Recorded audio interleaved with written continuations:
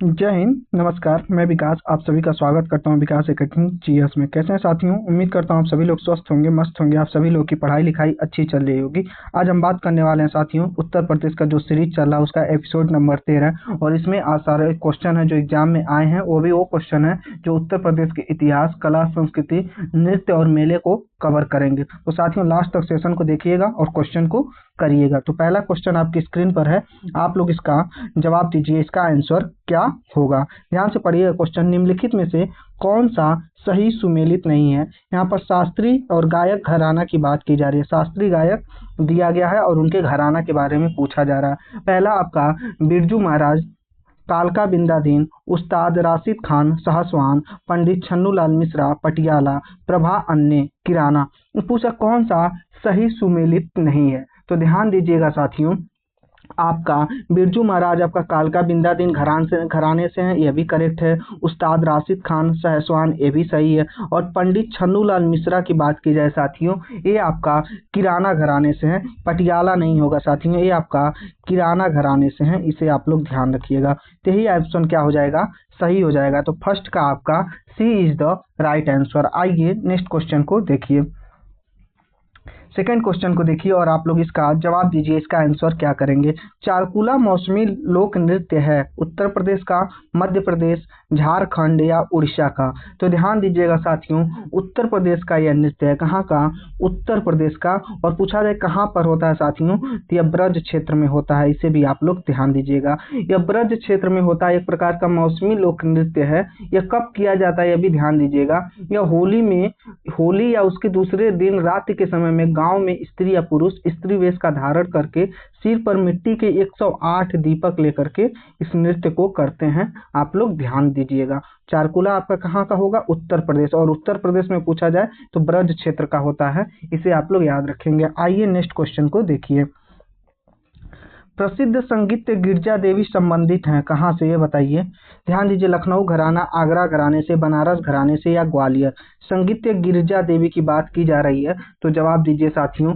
ध्यान दीजिएगा, जो प्रसिद्ध आपका संगीत गिरजा देवी हैं यह आपका बनारस घराने से संबंधित हैं। यह आपका बनारस घराने से संबंधित हैं, याद रखिएगा। यह प्रसिद्ध है भारतीय शास्त्रीय गायिका का ठुमरी गायन को परिष्कृत करने तथा इसे लोकप्रिय बनाने में इनका बहुत बड़ा योगदान रहा है। याद रखिएगा, इनको पद्मश्री भी मिला है। पद्मश्री भी मिला है, याद रखिएगा आप लोग। पद्मश्री भी दिया गया है इनको 1972 में। गिरजा देवी बहुत इंपॉर्टेंट है, ध्यान दीजिएगा। पद्मश्री 1972 में दिया गया है। फिर 1989 में पद्म भूषण दिया गया है, इसे भी आप लोग याद रखिएगा। पद्म भूषण भी दिया गया है इन्हें 1989 में, आप लोग याद रखेंगे। और क्या इन्हें मिला है साथियों? पद्म विभूषण भी दिया गया है।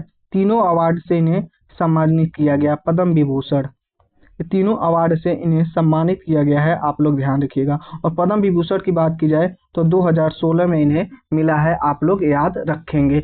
आइए नेक्स्ट क्वेश्चन पर चलते हैं। और वर्तमान समय में इनकी मृत्यु भी हो गई है। इनकी 88 वर्षों की अवस्था में 24 अक्टूबर 2017 को इनकी मृत्यु हो गई, आप लोग इसे ध्यान रखेंगे। आइए नेक्स्ट क्वेश्चन पर चलते हैं। इसका आंसर क्या हो जाएगा?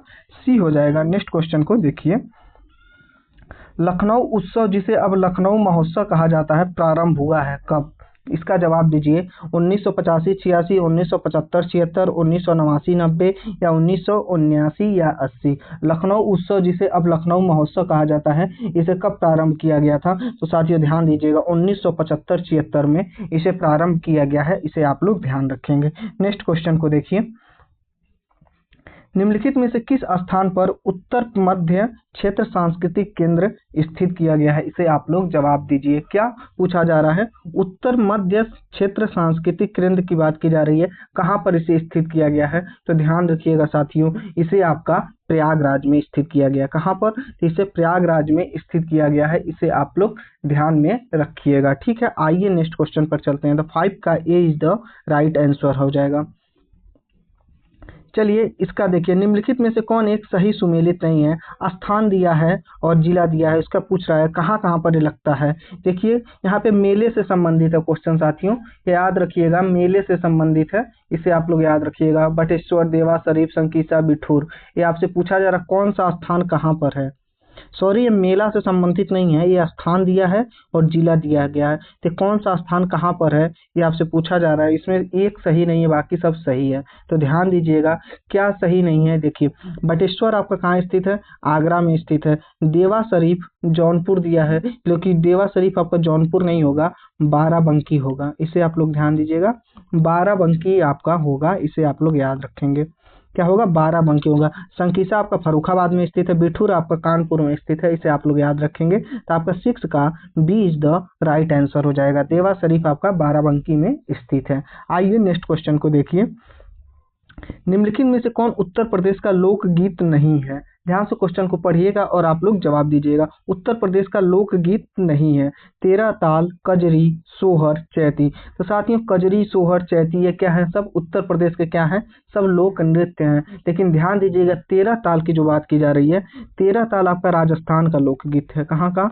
तो ध्यान दीजिएगा, राजस्थान का लोकगीत है, इसे आप लोग ध्यान रखेंगे। तो यही आपका आंसर क्या हो जाएगा? सही हो जाएगा। इसे आप लोग याद रखिएगा, ठीक है। तेरह ताल की बात की जाए तो राजस्थान आप लोग करेंगे। कजरी, सोहर, चैती आपके उत्तर प्रदेश के लोकगीत हैं। आइए नेक्स्ट क्वेश्चन को देखिए। 8 नंबर क्वेश्चन को पढ़िए और आप लोग जवाब दीजिए, इसका आंसर क्या होगा। निम्नलिखित में से कौन उत्तर प्रदेश का लोक नृत्य नहीं है? वहां पर आपने लोकगीत को देखा था, यहाँ पर लोक नृत्य को देख रहे हैं। चारकुला, कर्मा, फगुआ, पाई, डंडा।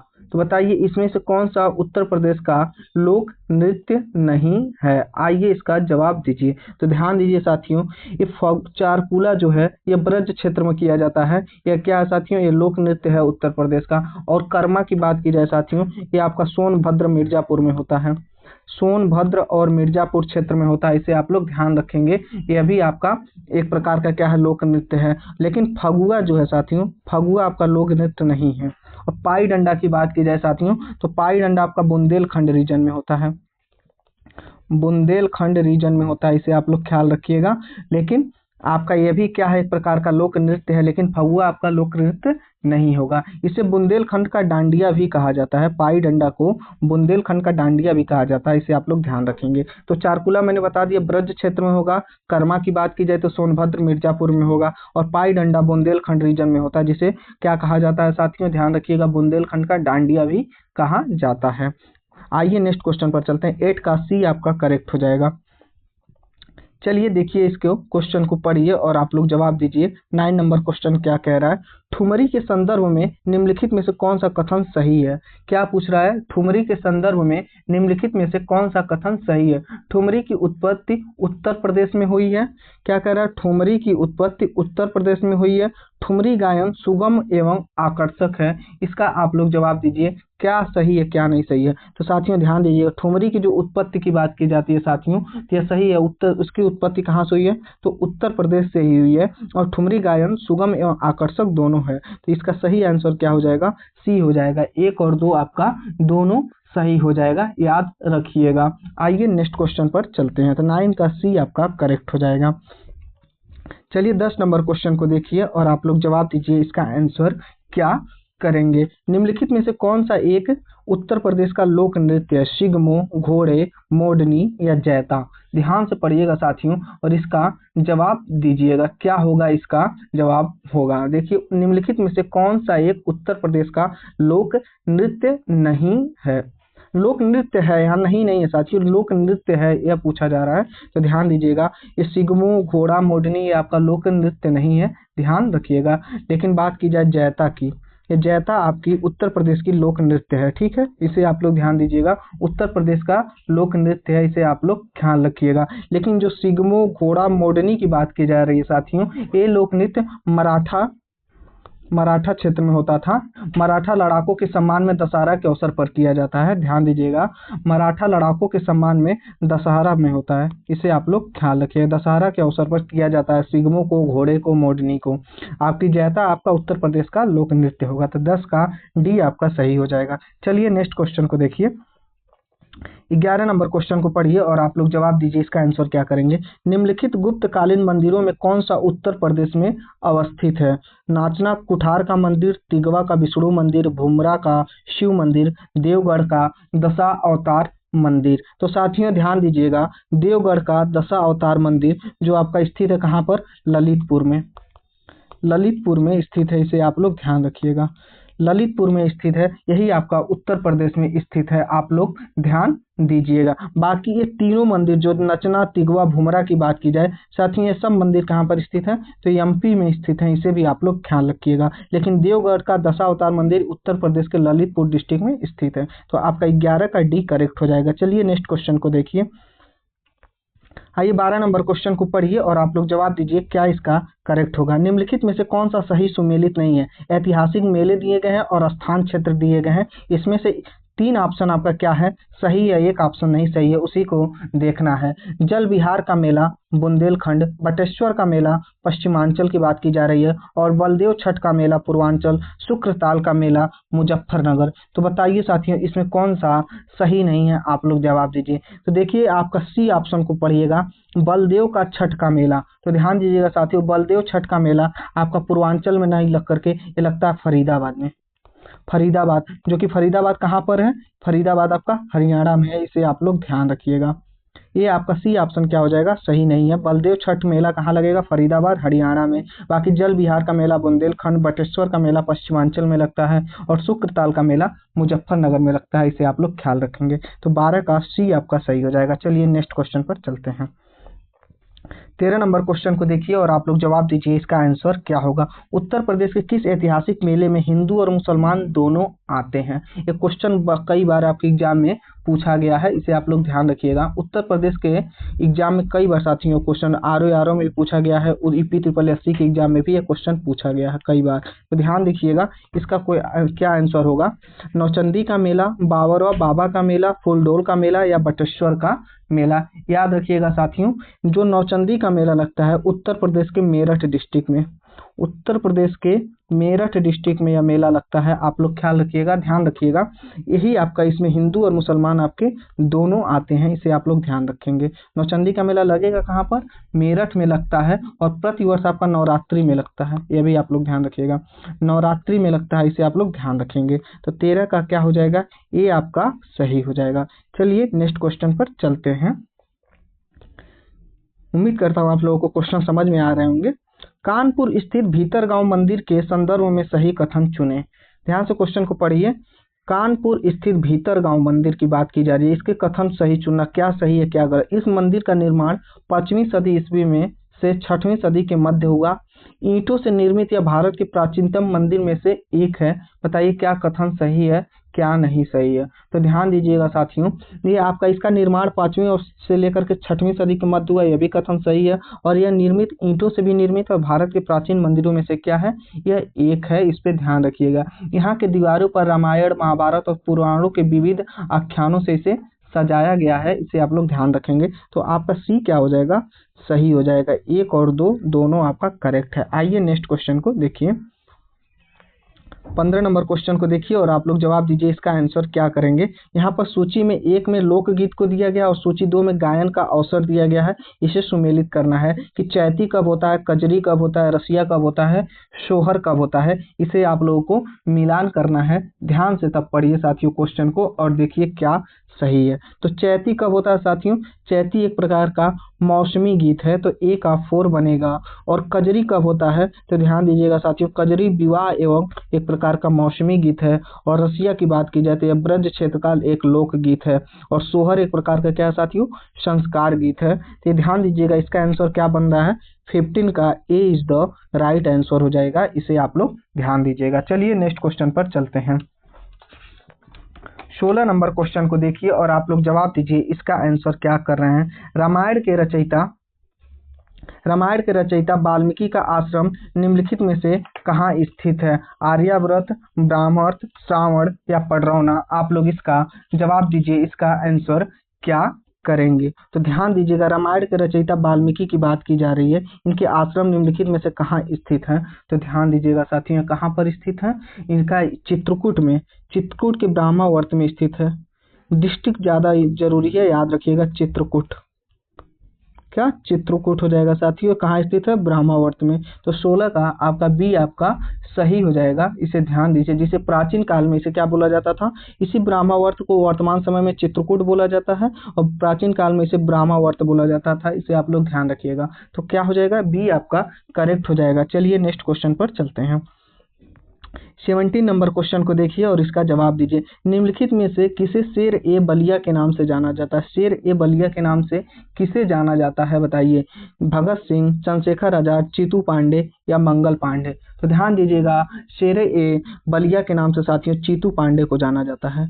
चीतू पांडे को शेर बलिया के नाम से जाना जाता है। इन्होंने क्या किया था 1942 में, ध्यान दीजिएगा 1942 में बलिया में भारत छोड़ो आंदोलन में महत्वपूर्ण भूमिका निभाई थी और 19 अगस्त 1942 में बलिया में स्थापित अस्थायी सरकार का गठन किया था। अस्थायी सरकार का गठन इन्हीं के द्वारा किया गया था, इसे आप लोग ध्यान दीजिएगा। अस्थायी सरकार का गठन किए थे, इसे आप लोग ध्यान रखेंगे।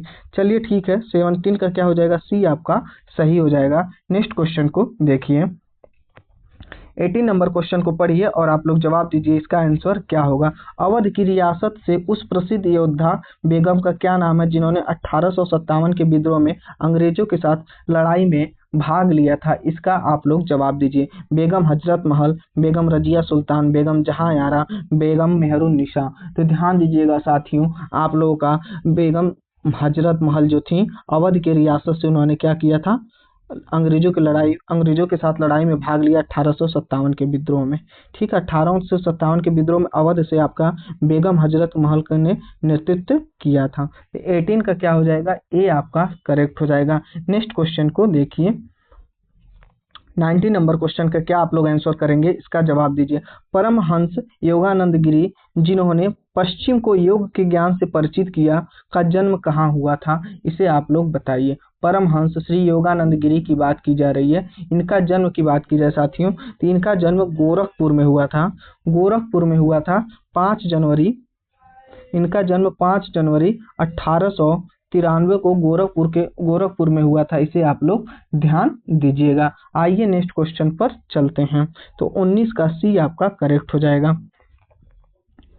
चलिए 20 नंबर क्वेश्चन को देखिए और आप लोग जवाब दीजिए, इसका आंसर क्या करेंगे। वर्ष 1857 के विद्रोह में कानपुर के नेता कौन थे, इसका जवाब दीजिए। तो कानपुर के नेता कौन थे साथियों, तात्या टोपे, कुंवर जगदीश सिंह, नाना साहेब, वाजिद अली शाह। तो कानपुर के नेता की बात की जाए साथियों तो नाना साहेब थे, क्या हो जाएगा, नाना साहब। कुंवर जगदीश सिंह की बात की जाए साथियों तो ये कहाँ से लड़ रहे थे, तो बिहार जगदीशपुर से लड़ रहे थे, इसे भी आप लोग ध्यान दीजिएगा। चलिए नेक्स्ट क्वेश्चन पर चलते हैं। तो 20 का क्या हो जाएगा, सी आपका करेक्ट हो जाएगा। 21 नंबर क्वेश्चन को पढ़िए और आप लोग जवाब दीजिए, इसका आंसर क्या होगा।